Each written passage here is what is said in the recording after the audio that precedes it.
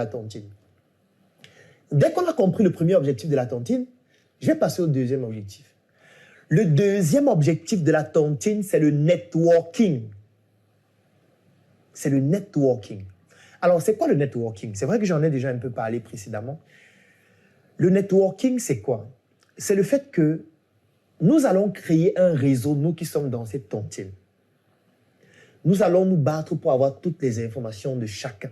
Et aujourd'hui, avec les nouvelles technologies, même si nous ne sommes pas dans la même ville, même si nous ne sommes pas dans le même quartier, même si nous ne sommes pas dans le même pays, on peut avoir des informations, on peut interagir, on peut savoir ce que l'autre fait.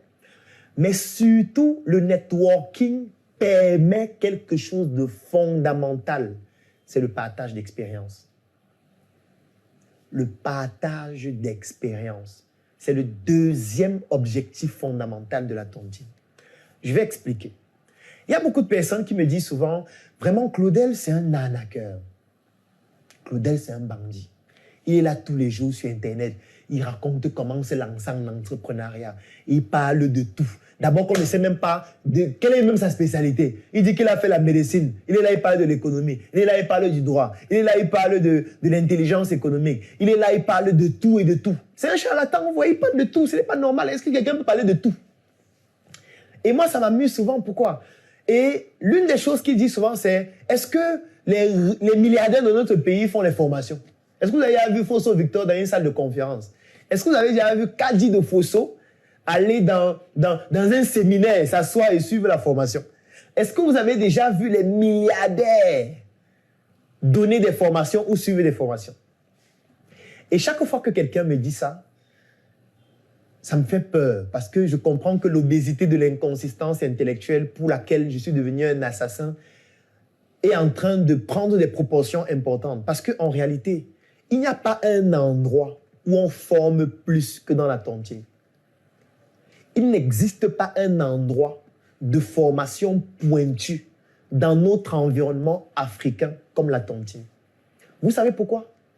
Parce qu'en réalité, nos grands-pères, nos milliardaires se forment dans la tontine. Moi, je vais parler de ceux que je connais. Je vais parler de ceux que je connais. Parce que moi, j'ai déjà eu à faire plusieurs tontines. Alors, l'une des particularités dans la tontine, comme je le disais, c'est de connecter sur le plan social, de garder la connexion sociale. Et garder la connexion sociale, ça prend en considération l'origine des personnes qui sont dans la tontine. Et là, ça va dépendre des critères d'inclusion de la tontine. Vous pouvez décider de faire une tontine avec vos camarades du lycée. Là, le critère qui vous met en relation, c'est le fait que vous ayez fréquenté le même lycée, peut-être la même classe. Vous pouvez décider de faire la tontine avec vos frères.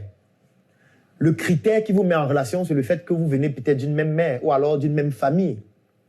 Vous pouvez décider de faire une tontine avec le critère d'inclusion de provenir du même environnement géographique.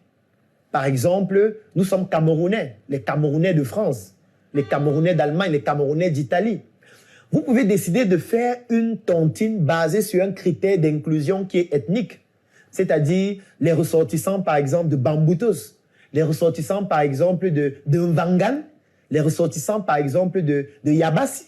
On décide de se mettre ensemble et le critère d'inclusion, c'est qu'on vient de Yabassi.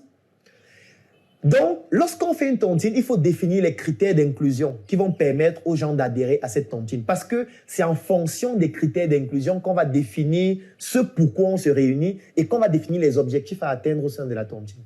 Alors, l'élément fondamental, c'est quoi? Je vais par exemple prendre un exemple qui est la tontine avec critères d'inclusion ethnique.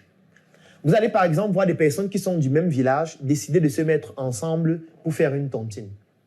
Alors, dès qu'on a défini que le critère d'inclusion est ethnique, au sein de la tontine, on doit mettre en valeur le critère d'inclusion. Ça, c'est très important.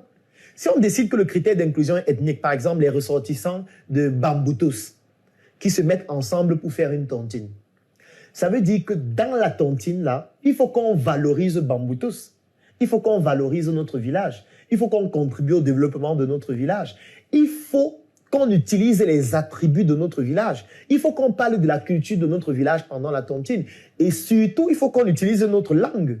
C'est pour ça que dans ce type de tontine, quand vous allez arriver, on ne parle qu'en langue du village. Et ça, c'est très important. Parce que c'est ce pourquoi on a décidé de se mettre ensemble. C'est un peu comme si vous décidez de vous mettre ensemble, les anciens étudiants de la faculté de médecine et de sciences biomédicales de Yaoundé.